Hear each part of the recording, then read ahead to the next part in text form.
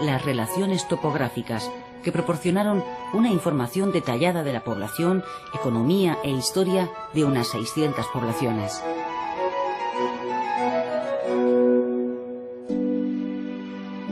Informaos de cómo están los faisanes que tiene en la casa de campo, y si será menester algo para ellos, y si será mejor soltarlos todos, o parte, o tenerlos allí, y avisadme de ello. Y si ha apedreado en la huerta de las posturas y simientes, ¿y cómo va esto? Y a Aranjuez escribid que avisen de lo mismo, y de las hayas, y si se oyen los francolines. Notas así, habituales en las cartas de Felipe II a sus secretarios y sirvientes, revelan una de las aficiones más arraigadas de este monarca, su amor a la naturaleza.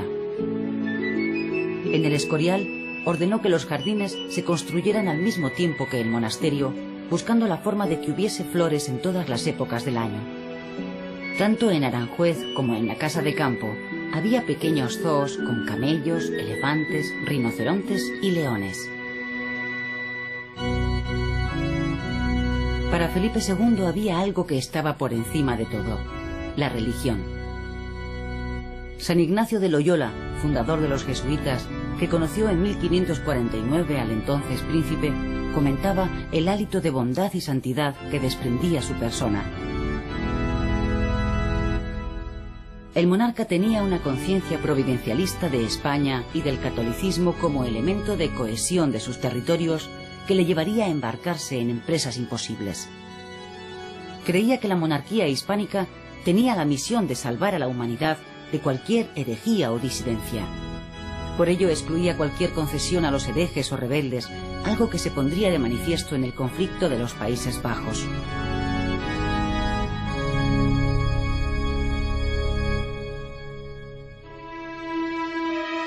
En la Gran Place de Bruselas podemos encontrar en la actualidad una placa que recuerda las ejecuciones de los condes de Egmond y Hoorn. La oposición de la nobleza de los Países Bajos al gobierno de Felipe II se centró en el problema religioso. La expansión de las ideas protestantes en estos territorios, sobre todo las calvinistas, chocaron frontalmente con la intransigencia de las leyes sobre herejía, generando una campaña de desprestigio de la monarquía a través de grabados críticos con la política del rey en estos territorios. La exigencia de tolerancia religiosa se convirtió en la piedra angular del conflicto político. La llegada en 1567 del duque de Alba, tan buen general como mal gobernante, con un gran ejército, acrecentó el abismo interpuesto entre dos concepciones diferentes de la vida y del gobierno y quedó reflejada en grabados que mostraban la crueldad de los soldados de la monarquía de Felipe II.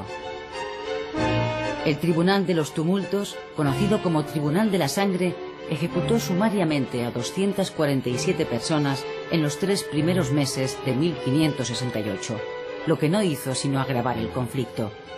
Una larga etapa de rebeliones, junto a los atrasos en la paga a los soldados de los tercios, propiciaron el saqueo de la ciudad de Amberes en 1576. Todos estos acontecimientos minaron la autoridad del monarca en los Países Bajos y exacerbaron los ánimos de los rebeldes flamencos. Si Felipe no estaba dispuesto a hacer concesiones religiosas en Flandes, menos aún las haría en España.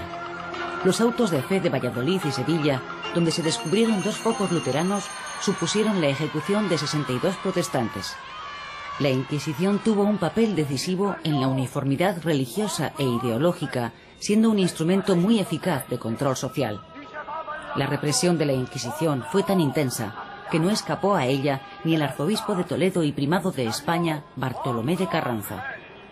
Acusado de defender proposiciones heréticas en un catecismo que había editado en castellano, fue encausado en un proceso que se prolongó durante 17 años. Gracias a la intervención del Papa, pudo trasladarse a Roma, donde moriría. Felipe II se mostró inflexible, negándose a interceder por Carranza, pese a que en su inculpación tuvo mucho que ver la enemistad que le profesaba Valdés Salas, el inquisidor general.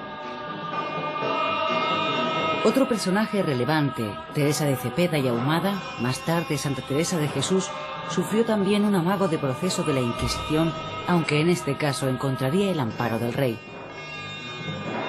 Nos llamamos carmelitas porque el profeta Elías... Santa Teresa nació en Ávila en el seno de una familia de conversos de noble estirpe castellana. Profesó en la orden carmelita y tras una etapa ascética que la mantuvo en una lucha espiritual agotadora, comenzaron sus experiencias místicas.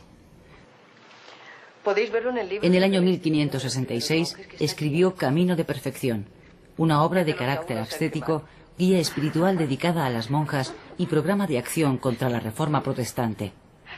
Esta obra forma parte de una trilogía sobre la vida mística, junto al Libro de la Vida y las Moradas. ¿También siguieron viviendo solos? Se juntaban, pero para poder vivir solos sin molestarse.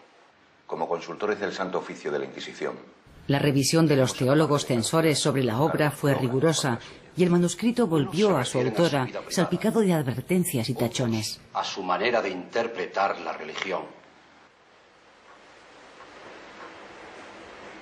No mueva esa. Teresa de Jesús volvió a escribir de nuevo toda la obra, ajustándose a las indicaciones de los censores y autocensurándose.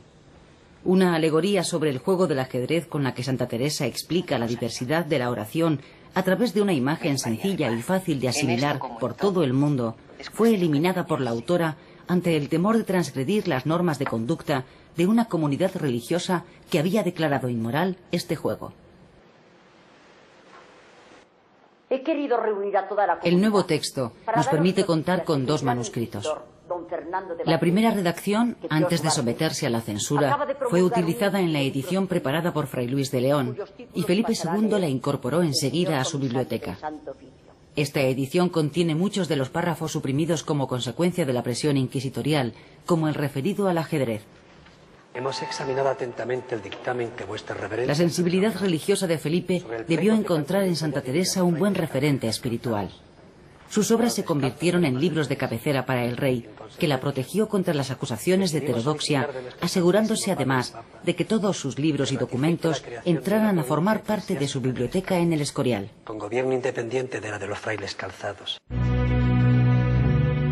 Parecía mantenerse una cierta ambigüedad entre las inquietudes culturales del primer Felipe como príncipe renacentista y el Felipe rey, que se convierte en el principal defensor de la contrarreforma iniciada en el Concilio de Trento, inflexible ante la disidencia protestante. Las imprentas de Plantin Moretus en Amberes, convertidas ahora en museo, contaron con el mecenazgo del rey y disfrutaban de una gran libertad editorial para la época. Benito Arias Montano, bibliotecario del Escorial, publicó allí la Biblia Políglota, un testimonio de humanismo promocionado por el propio rey. Sería dentro del suelo hispánico donde Felipe II mostró su cara más conservadora. Una regulación editorial estableció la censura previa de todas las obras, creándose las primeras listas de libros prohibidos en el Índice Inquisitorial de 1559. Se obligó a regresar a la península a todos los universitarios que estudiaban en el extranjero, mientras que profesores como Martínez Cantalapiedra o Fray Luis de León fueron procesados por la Inquisición. Sin embargo, en este mismo periodo, la literatura española alcanzó un nivel espléndido. La novela caballeresca continuó la pauta establecida en el Amadís de Gaula.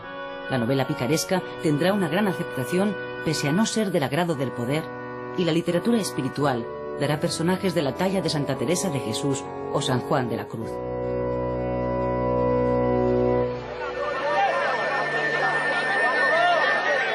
Desde mediados del siglo XVI, la exigencia de acreditar unos antecedentes familiares libres de antepasados judíos se fue imponiendo en ciertos lugares de la península para el acceso a los cargos e instituciones públicas. Aunque estas medidas no se generalizaron, el hecho de que esta exigencia de limpieza de sangre proviniera de la propia sociedad y no de disposiciones regias refleja un problema de convivencia muy presente en la población hispánica de la época.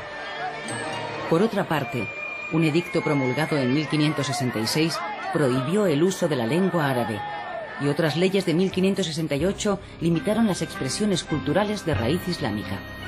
La consecuencia inmediata fue una sublevación de grandes proporciones en las Alpujarras. La acción militar de los tercios imperiales al mando de don Juan de Austria acabó con el levantamiento. Las consecuencias no se hicieron esperar.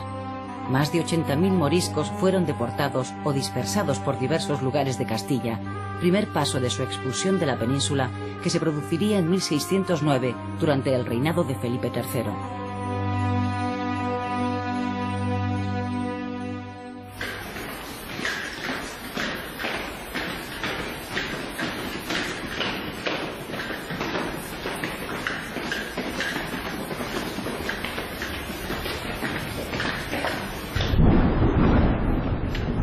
En 1568 fue un año horrible para Felipe II, pues en este corto periodo de tiempo, conflictos políticos como el recrudecimiento de las rebeliones en los Países Bajos y la sublevación de los moriscos granadinos se unieron a problemas personales. En la noche del 18 de enero de ese año, el propio rey, con casco y armadura, y una vez reunidos los principales miembros de su gobierno, apresó a su hijo y heredero, disponiendo su encierro dentro de sus propias habitaciones del Alcázar de Madrid.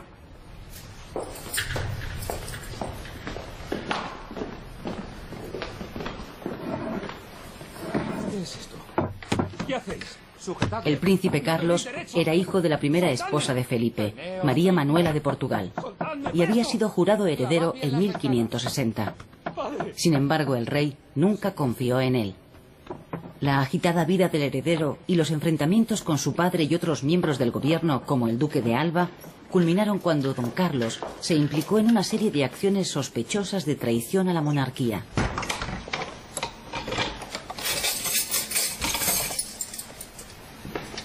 Posibles contactos del príncipe heredero con rebeldes flamencos y el aviso de don Juan de Austria de que don Carlos podía huir a estos territorios decidieron al rey a tomar esta decisión.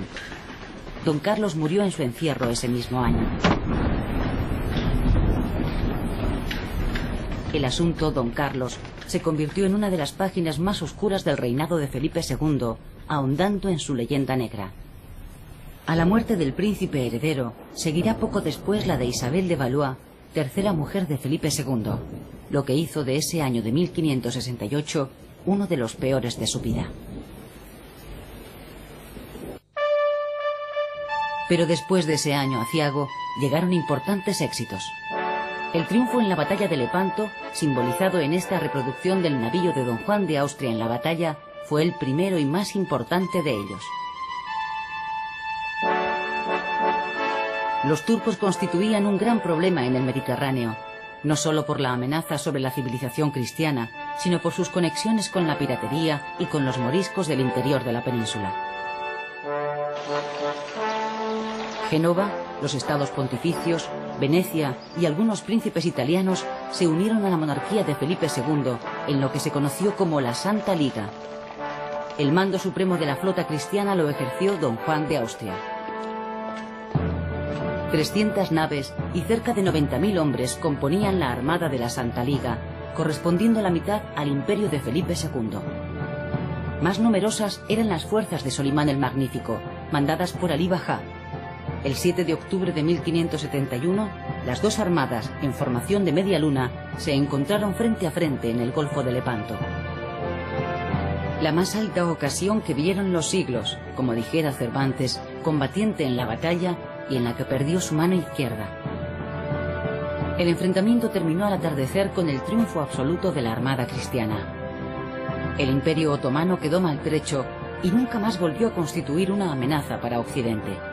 Felipe II obtuvo el mayor éxito militar de su reinado y don Juan de Austria fue encumbrado en todo el mundo cristiano.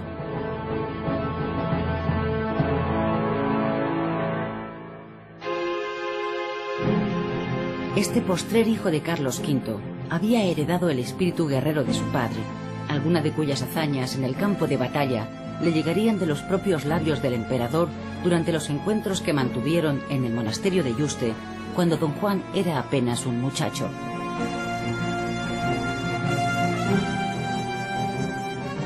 La última misión que Felipe II encomendó a su hermanastro fue apaciguar las rebeliones de los Países Bajos. Nombrado gobernador de estos territorios, don Juan encontró la muerte por enfermedad en la ciudad de Namur. Esta iglesia de la ciudad belga guarda tras el altar mayor una placa en recuerdo de su muerte. El corazón y otros órganos fueron depositados aquí, mientras su cuerpo viajaba hacia la península ibérica. Por último, fue enterrado en el monasterio de El Escorial.